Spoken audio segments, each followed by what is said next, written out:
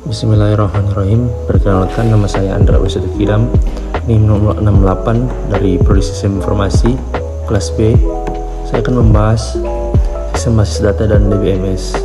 Yang pertama saya akan membahas apa itu sistem basis data.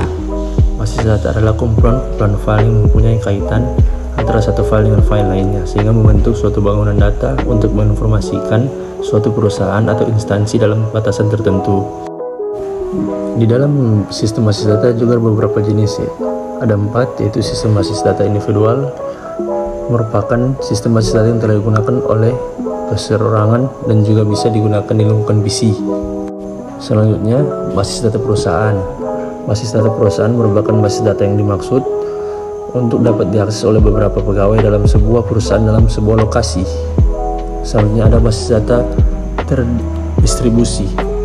Yang dimaksud di sini adalah merupakan basis data yang telah disimpan pada sejumlah komputer yang akan terletak pada beberapa lokasi. Kemudian seperti banyak digunakan di bank. Selanjutnya ada basis data publik. Basis data publik yang dimaksud di sini basis data yang dapat juga diakses oleh siapa saja. Sebagai contohnya banyak situs web atau Yahoo dan lain-lain. Nah, di sini juga ada fungsi basis data. Yang pertama, database berfungsi untuk mengklasifikasikan data untuk mudah digunakan dan dipahami penggunanya.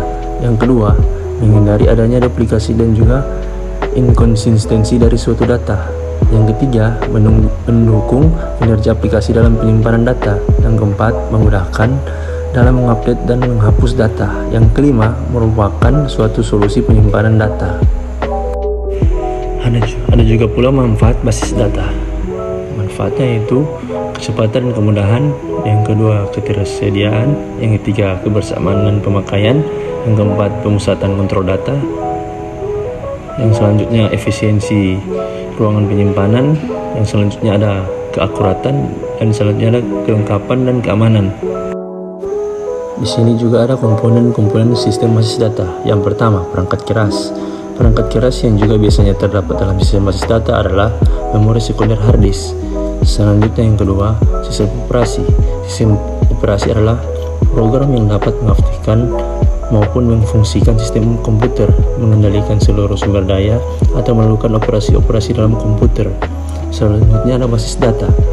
Sebuah basis data merupakan dapat juga memiliki beberapa basis data. Setiap basis data dapat berisi maupun akan memiliki sejumlah objek basis data seperti file atau tabel database. Selanjutnya, ada manajemen sistem atau DBMS. Penggunaan basis data secara tidak fisik dilakukan oleh pemakai secara langsung, tetapi juga ditangani oleh sebuah perangkat lunak yang disebut dengan DBMS yang menentukan bagaimana data disimpan, diubah atau diambil kembali. Selanjutnya ada pemakai. Yang kelima, bagi pemakai dapat berinteraksi dengan basis data atau juga akan memanipulasi data dalam program yang ditulis dalam bahasa pemrograman. Di sini juga ada contoh penggunaan aplikasi basis data dalam dunia bisnis. Yang pertama ada bank, yang kedua ada bandara, yang ketiga ada universitas, yang keempat ada kepegawaian, yang kelima ada penjualan, yang keenam ada telekomunikasi. Ini adalah contoh suatu sistem basis data. Selanjutnya kita lanjut di DBMS atau Database Management System. DBMS adalah sebuah software yang dirancang khusus untuk menghubungkan database dengan pengguna agar proses pengelolaan data dapat berjalan dengan baik. Sebuah DBMS pada dasarnya bertugas untuk mengelola data, database engine, dan data skema database agar proses manajemen dan pengorganisasian data dapat berjalan dengan lancar. Dengan kata lain, DBMS adalah sebuah perantara visual yang dapat membantu pengguna untuk membaca, memperbarui, mengorganisir, dan menghapus data yang tersimpan di dalam database dengan lebih mudah.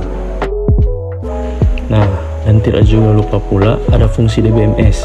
Yang pertama, mendefinisikan database serta kaitannya. Yang kedua, memanipulasi data. Yang ketiga, meningkatkan integritas data. Yang keempat, keamanan data. Yang kelima, backup dan recovery data. Yang keenam, mengurangi inkonsistensitas data. Nah, selanjutnya ada kelebihan dan kekurangan DBMS. Kekurangannya yaitu penambahan biaya operasional, yang kedua sistem pengolahan yang rumit, yang ketiga frekuensi pembaharuan, dan kelebihannya meningkatkan kualitas data sharing, dan kedua meningkatkan efisiensi kerjasama, dan ketiga mempermudah pengambilan keputusan. Terima kasih dari saya, hanya itu saja. Terima kasih telah menonton. See you. Wassalamualaikum warahmatullahi wabarakatuh.